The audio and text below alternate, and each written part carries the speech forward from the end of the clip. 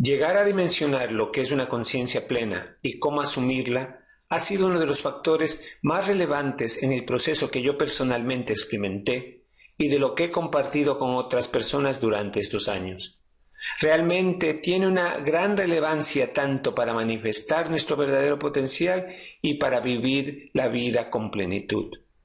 Para dimensionar lo que es una conciencia plena, me gusta usar la comparación de lo que sería el consciente, el subconsciente y el inconsciente con un iceberg. Muchos psicólogos han investigado sobre la relación de lo que tendríamos como información en nuestro consciente y cuánta información, cuántas vivencias las tenemos vinculadas al subconsciente y al inconsciente. Y a mí siempre me alarmó la primera vez que me comentaron de la información que procesamos inconscientemente, porque es más o menos 200.000 veces mayor a lo que conscientemente reconocemos. Entonces, la pregunta que me hice y que siempre hago en los talleres es ¿cuán conscientes somos de nuestra inconsciencia? Porque si vemos en esta relación lo que abarcaría el subconsciente y el inconsciente, entonces cuando asumimos que somos conscientes, estamos asumiendo serlo de una proporción mínima de todas nuestras vivencias. Tampoco estoy con esto derivando a que necesitamos conocer todo lo que en nuestro subconsciente e inconsciente se haya registrado, pero sí es importante conocer aquello que nos influencia y que nos limita o bloquea desde el subconsciente y desde el inconsciente. En estos años he podido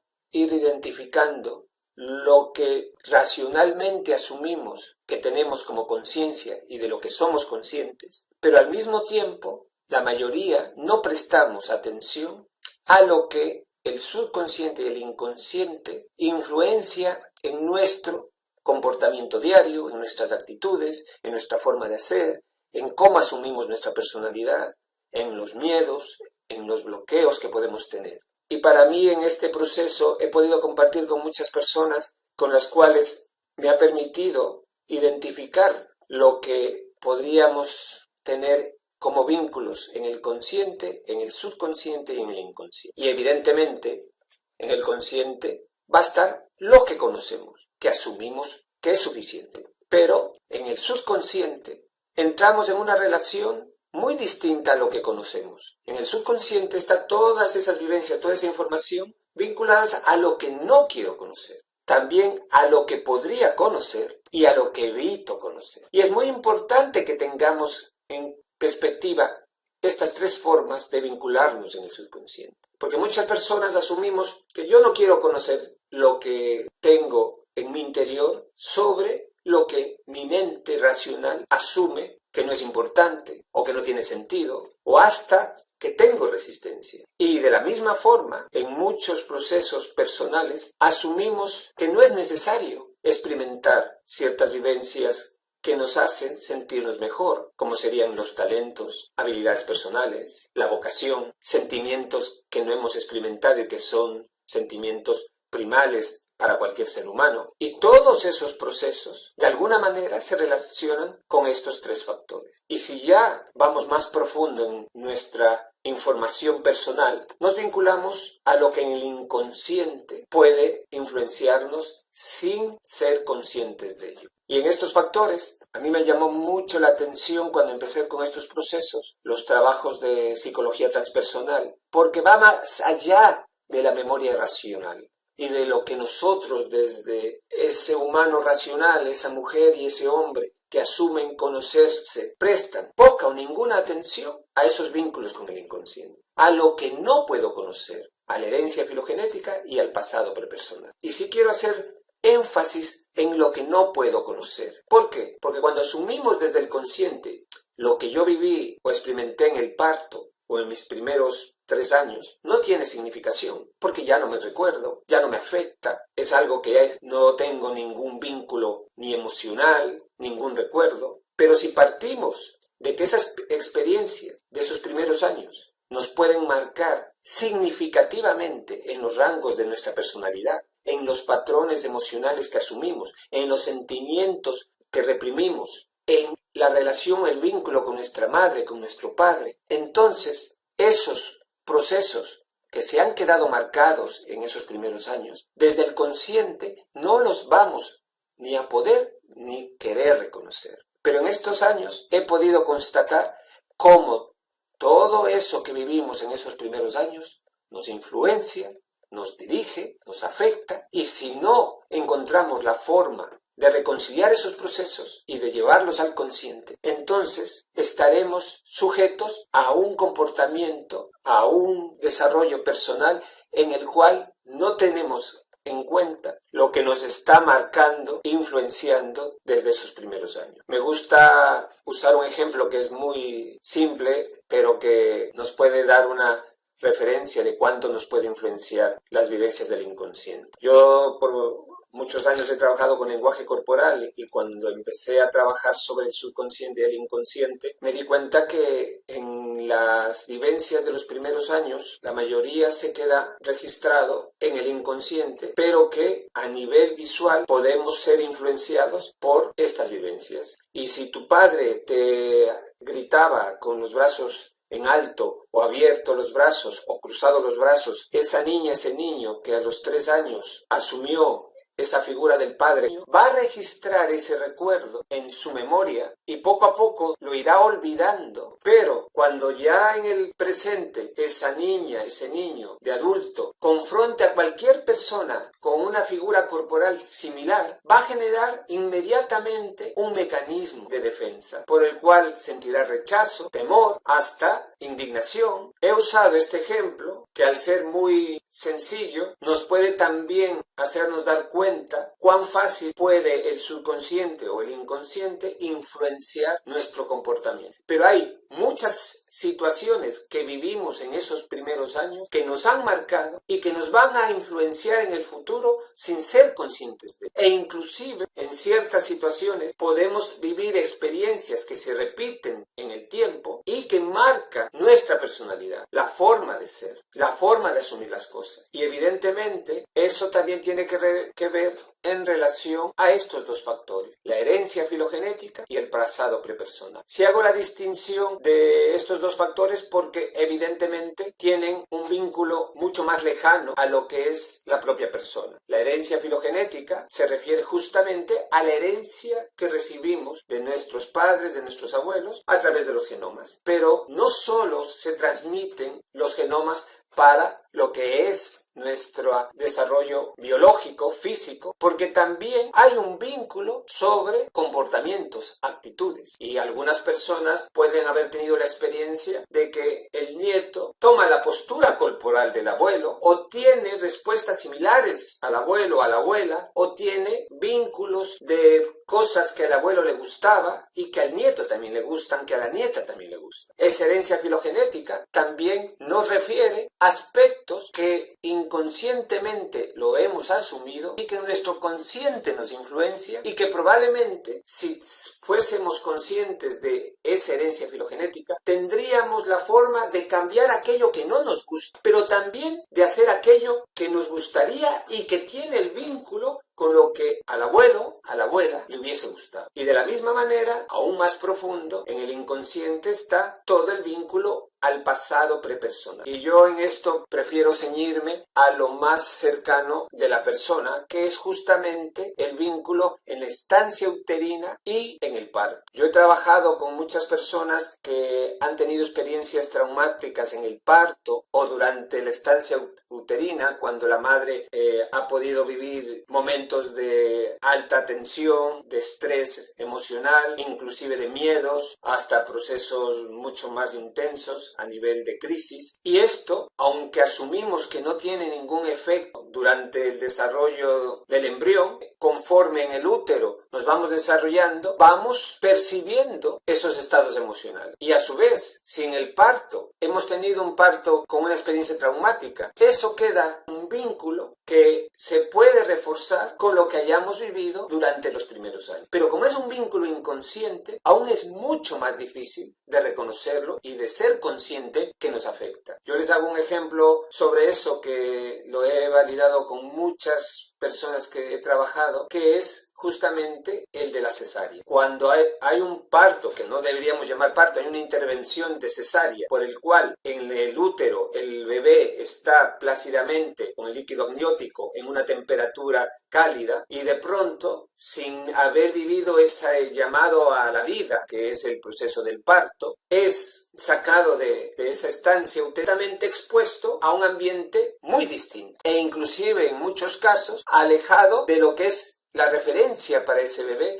que es el latido de la madre. Y este ejemplo sí lo suelo utilizar en mis conferencias, es porque he constatado que muchas personas que han tenido esa experiencia traumática, inconsciente, reflejan patrones como de insensibilidad consigo misma, insensibilidad emocional, miedos primales y atávicos a morir, o miedo a vivir. Y hay una serie de experiencias en el parto que nos pueden marcar procesos emocionales que con el tiempo se van manifestando sin ser conscientes de la causa de origen de esos miedos, de esos bloqueos, de esas situaciones traumáticas. Y evidentemente todo ese proceso genera una serie de mecanismos de defensa, de patrones de comportamiento que no hubiesen sido los que tendríamos sin haber vivido esas experiencias y lo que en los años posteriores hayan reforzado esas experiencias. En esta conferencia no me puedo detener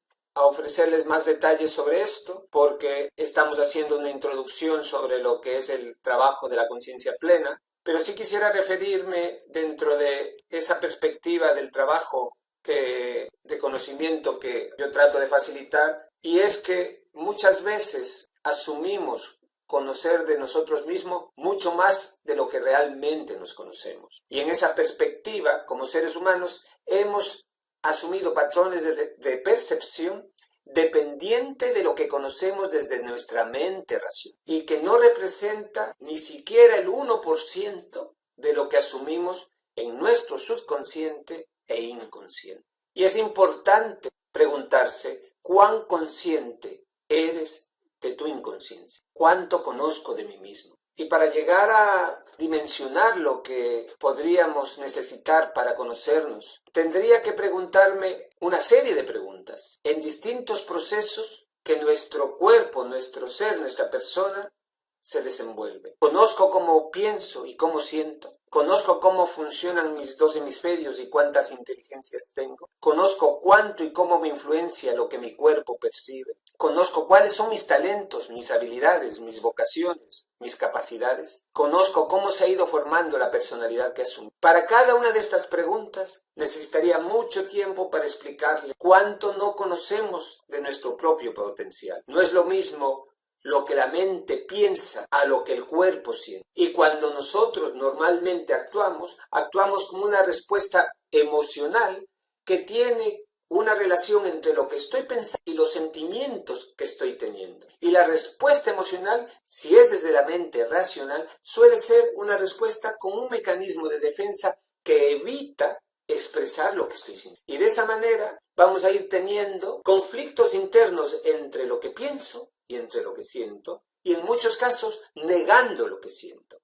Si esto lo incluiríamos dentro de la perspectiva de saber qué es lo que desde mi subconsciente e inconsciente me está influenciando en esas respuestas, tendríamos una serie de patrones, una serie de comportamientos que replantearnos a nosotros mismos de por qué actuamos así. De la misma manera, cuando hablamos de los dos hemisferios, hablamos del hemisferio izquierdo que controla el lado derecho y el hemisferio derecho que controla el lado izquierdo y que tienen unas funciones específicas que no las manifestamos, que no las potenciamos y que perdemos una gran oportunidad de conocer el potencial de nuestra propia mente con las distintas inteligencias que podemos tener.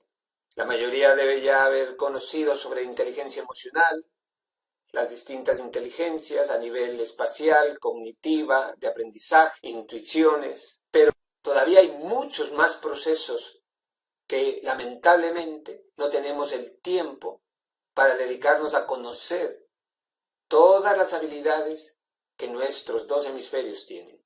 Evidentemente podría seguir en cuanto a la influencia que tiene el cuerpo en nuestro comportamiento, porque el cuerpo percibe. El cuerpo es el que realmente está percibiendo y hay una interacción con las personas, con el entorno, con todo lo que está alrededor de nosotros. E igualmente, lo que hemos olvidado dentro de ese subconsciente e inconsciente inclusive son las cosas positivas que nos darían una mayor autoconfianza, que son los talentos, las habilidades, las vocaciones, las capacidades. Y algo que en estos años a mí me ha motivado mucho a facilitar estos procesos, que el grado de inconsciencia que tenemos nos hace haber asumido una personalidad que normalmente terminan siendo unos personajes que hemos creado, unas máscaras que tenemos para interactuar conforme a lo que yo he asumido, que sin tener la profundidad de encontrar verdaderamente quién soy en la realidad.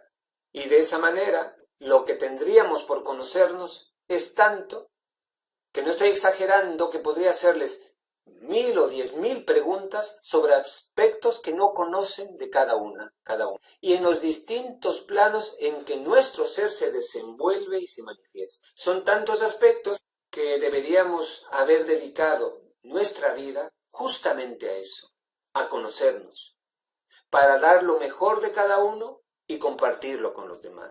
Yo he trabajado muchas experiencias y he tenido vivencias con pueblos y culturas nativas, en las cuales el vínculo con la naturaleza, con lo más natural, les permite también tener un tiempo mucho mayor para conocerse, para sacar su potencial, del que cualquier persona que vive en esta sociedad occidental y moderna tiene.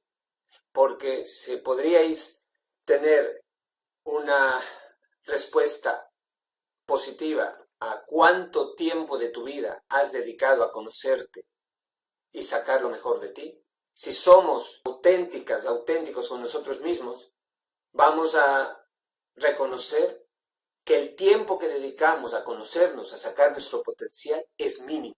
Y estamos más ocupados hacia lo externo, hacia las obligaciones, hacia el conseguir cosas materiales, a estar dentro de esa zona de confort, pero sin tener una verdadera conciencia de quiénes somos y qué potencial tengo.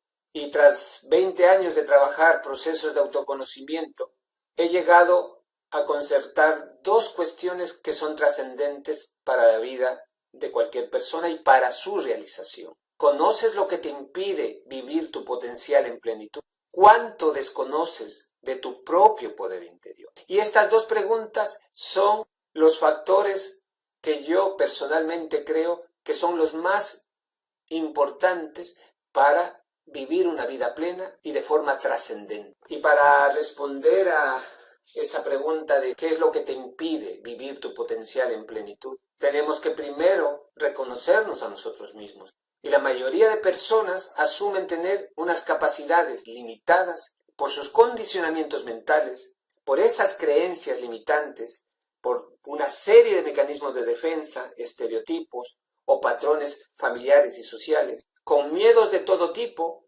carencias emocionales y afectivas, y podría seguir una serie de elementos, factores, comportamientos que nos impiden el poder llegar a autoconocernos. Y para eso tendríamos que llegar a las causas de origen de lo que nos ha hecho asumir ese limitado potencial y una reducida dimensión de nosotros mismos. Pero al mismo tiempo, para conocer el potencial de cada persona, también necesitamos conocer el poder interior. Y en esa percepción, ¿qué consideramos que es el poder? La percepción que hemos asumido del poder personal en la mayoría de personas va hacia lo material, a lo exterior y al éxito social. Nos ha limitado, y esta percepción nos ha limitado, y que subestimemos el dedicar tiempo a conocer nuestro poder interior, que es la capacidad innata de transformarnos y trascender.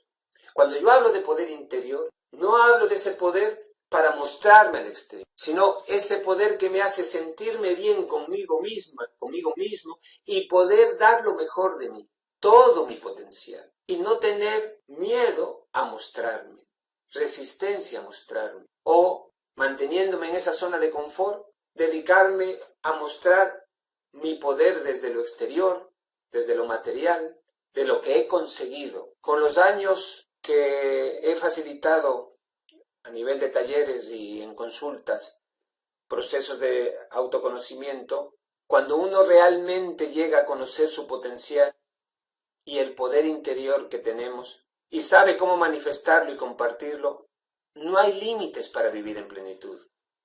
No hay límites para lo que uno sueña conscientemente como propósitos de vida y sintiéndose en libertad de ser una misma. Le refiero a algo que es importante para mí dentro de esta vinculación a llegar a conocernos, que es justamente el vínculo que tenemos como especie humana a la madre naturaleza. Si hemos venido a este mundo con tanta vida y belleza natural, es para podernos inspirar y darnos cuenta de lo que verdaderamente somos. Y ese es el propósito, el llegar a ser el maestro de uno mismo.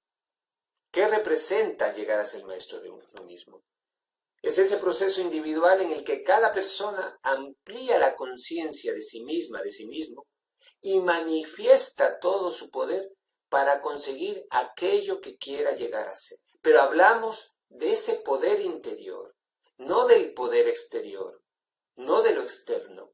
Y si descubrimos nuestros verdaderos talentos, dones, cualidades y aficiones y nos atrevemos a manifestarlos con la creatividad, la pasión y la autoconfianza, vamos a llegar a dar un sentido pleno a nuestra vida.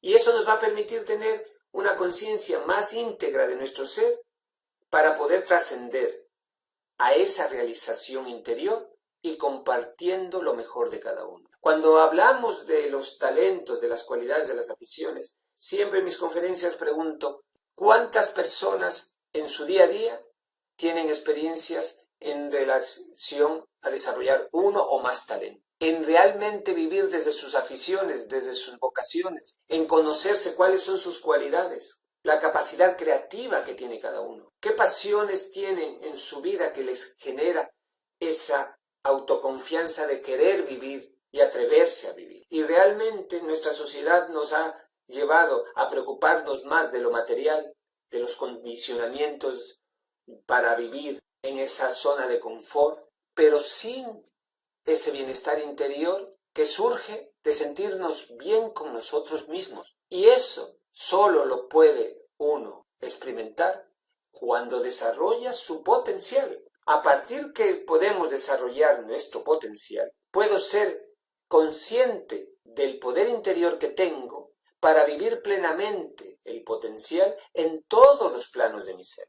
Y ahí tenemos una variedad de experiencias, vivencias, que sinceramente muchas personas necesitarían 10 vidas para vivir el potencial que tienen. Y no encontraremos mejor respuesta sobre la razón de nuestra vida que la que surja de nuestro propio interior. Porque ¿quién puede enseñar a otra persona cómo sentir lo que esa persona siente? Es imposible que alguien pueda interpretar fehacientemente lo que otra persona está sintiendo. Y he conocido muy pocas personas que realmente puedan tener esa empatía, pero no desde lo que yo pienso que tú sientes, sino desde la empatía de sentirse como la otra persona y llegar verdaderamente a sentir lo que la otra persona está sintiendo. Porque en la mayoría de los casos lo que hacemos es una interpretación desde nuestra perspectiva de lo que la otra persona está sintiendo. Y en ese principio ancestral nadie va a poder enseñarte lo que tú puedes sentir, lo que tú puedes crear, lo que tú puedes dar al resto desde tus dones, cualidades, aficiones. Y lamentablemente en nuestra sociedad lo que hemos hecho es más bien generar una mayor inconsciencia que la que podría yo haber encontrado en personas que aparentemente son mucho más primitivas, mucho más básicas o mucho menos estudiadas, formadas, cultas. He compartido con abuelas, abuelos y en culturas ancestrales en las cuales no he encontrado una persona que no se conozca con suficiencia a sí misma o a sí mismo, porque han dedicado el tiempo suficiente desde pequeños para llegar a tener esa conciencia de su verdadero potencial. Y para ellos Lo más importante es el viaje interior, de buscar en ese subconsciente inconsciente lo que son las causas de origen de lo que te impide manifestar ese potencial y ser conscientes de ese poder interior. Entonces, la búsqueda interior en este primer proceso que solemos de compartir en los talleres y en consultas es justamente el de encontrar en todo este subconsciente e inconsciente los factores por los cuales yo he asumido lo que no quiero ser, lo que he evitado conocer, lo que no he podido conocer, lo que podría haber conocido, lo que he heredado de mis abuelas, de mis abuelos, y todo lo que me ha afectado inconscientemente desde esa estancia uterina, a ese parto, a esos primeros años. Y el primer paso de esto es justamente poder identificar cuáles son las huellas natales que nos han marcado en esos vínculos con el inconsciente y con el subconsciente. Y es lo que compartimos con quienes participan en los talleres y a nivel de consulta individual en el proceso del camino de la plenitud para manifestar nuestro potencial. Y para poder realmente llegar a ese potencial, tenemos que hacer un proceso de autoconocimiento que llega a lo más profundo de nuestra memoria. En esa búsqueda interior, en el subconsciente y en el inconsciente, vamos a encontrar las causas de origen de todo lo que no podemos superar, liberar, desarrollar, crear y conseguir. Y para mí, en las conferencias siempre trato de explicar estos procesos en la forma en que se los trabaja a nivel de muchas culturas nativas, es decir, es vincularse en el presente con todo el pasado para ser consciente de lo que nos está influenciando ese pasado y desde el presente proyectar hacia el futuro los cambios personales que tengo que hacer para dar lo mejor de mí mismo y sacar todo el potencial con el que hemos venido a este mundo. Y evidentemente con procesos convencionales no podemos llegar a acceder a esa información porque la mente no va a querer sumergirse en la profundidad, la mente racional. Pero hay otra serie de procesos que nos permiten conectar con esos vínculos, con el subconsciente, el inconsciente, y llegar inclusive a lo que asumimos del subconsciente colectivo y del inconsciente colectivo. Y en el camino del ser consciente de sí mismo en plenitud, vamos transitando ese primer estado en el que reconocemos ser inconsciente de ser inconsciente, que es un estado que muchas personas se resisten a reconocerse desde ese nivel de inconsciencia. Pero conforme uno va siendo consciente de ser inconsciente, va teniendo muchas más puertas interiores que se van abriendo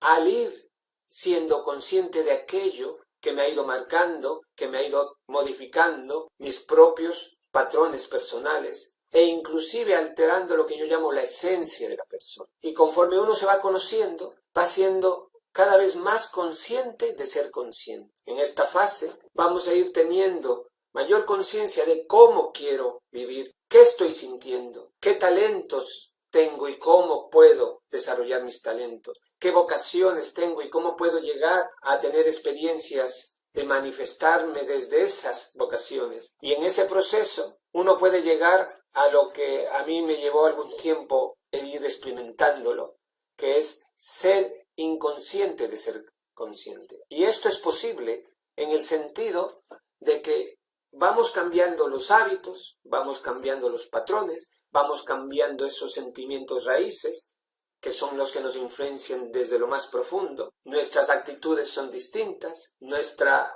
autoestima no depende del reconocimiento de los demás, sino de nuestra propia autoconfianza. Y sintiéndome cada vez mejor conmigo mismo, me amo a mí mismo y puedo dar lo mejor a los demás. No hay relaciones de dependencia y los miedos se van superando y toda esa energía retenida en el miedo pasa a ser una energía para atreverme a vivir lo que quiero, para saber enfocarme en lo que realmente me hace sentir bien y con lo cual puedo producir aún muchos más efectos de mi propia transformación, hasta llegar inclusive a cambiar mi propia personalidad. Yo en todos estos años he conocido personas que aparentemente se muestran muy extrovertidas y, al contrario, personas que se muestran muy introvertidas. Y cuando uno empieza a trabajar su subconsciente e inconsciente, puede llegar inclusive a reencontrar su verdadera personalidad, desde patrones donde se siente bien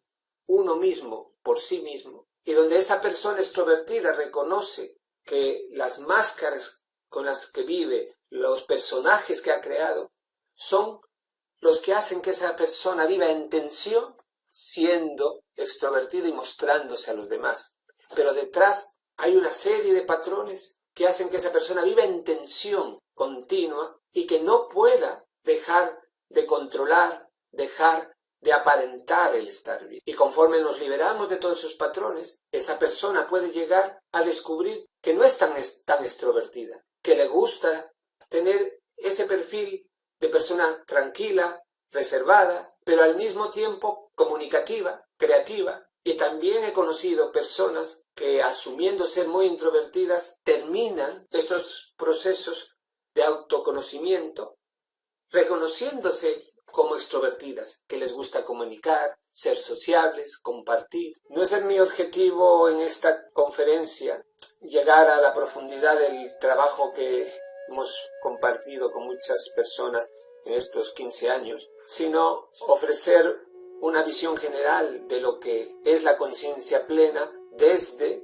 comprender todo lo que interiormente llevamos, tenemos, sentimos, pensamos y que no somos conscientes. Y les invito a realmente querer buscar en su interior ese conocimiento de sí mismo y descubrir que tienen cada uno un universo interior que les llamaría a experimentar tantas cosas que hemos dejado de lado, que hemos subestimado, que hemos evitado o que ni siquiera hemos pensado o sentido que es posible. A quienes les interese tener más información de los procesos que facilitamos en los talleres del Camino de la Plenitud y en el taller de integración de la conciencia plena, me podéis contactar. Hay un calendario de talleres publicado en la web y en Facebook, y para cualquier información adicional tenéis mis datos de contacto. Gracias y que todo fluya de lo mejor en tu vida. Hasta la próxima.